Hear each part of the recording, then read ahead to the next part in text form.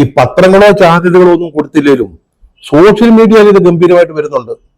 ഇയാളുടെ പ്രസംഗങ്ങള്, ആൾക്കൂട്ടം, ഇയാള് പിള്ളേരെയൊക്കെ എടുത്ത് പുറത്തു വെച്ചുകൊണ്ട് നടക്കുന്നു, പെണ്ണുങ്ങളുടെയും ചെറുപ്പക്കാരുടെയൊക്കെ തോളയൊക്കെ ഇട്ടുകൊണ്ട് നടക്കുന്നു. ഇതൊന്നും പോരാഞ്ഞിട്ട് പാടത്തിറങ്ങി ഞാറ് നടുക, ഈ വക കാര്യങ്ങളൊക്കെ ഈ സോഷ്യൽ മീഡിയയിൽ നല്ലതുപോലെ വരുന്നുണ്ട്. സത്യം പറഞ്ഞാൽ ഇതൊക്കെ കാണുമ്പം നല്ല അസൂയ തോന്നുന്നത്. നമ്മളിനി കേരളത്തിൽ കൂടെ കണ്ട് ഇതുപോലൊരു യാത്ര നടത്തിയാല് ഇതുപോലെ ആരെയും നമ്മളെ കാണാൻ വരുമോ? എന്തോ ഈ ചെറുക്കം കാണിക്കുന്നത്? ഗ്രാമാന്തരങ്ങളെ ഇളക്കിയല്ലയോ അങ്ങ് പോകുന്നത്. ഇത് യൂട്യൂബിൽ കാണുമ്പോൾ സത്യം ഞാൻ പറയാം, ഒന്നുകൂടെ ആവർത്തിച്ച് പറയാം, അസൂയ തോന്നുന്നു.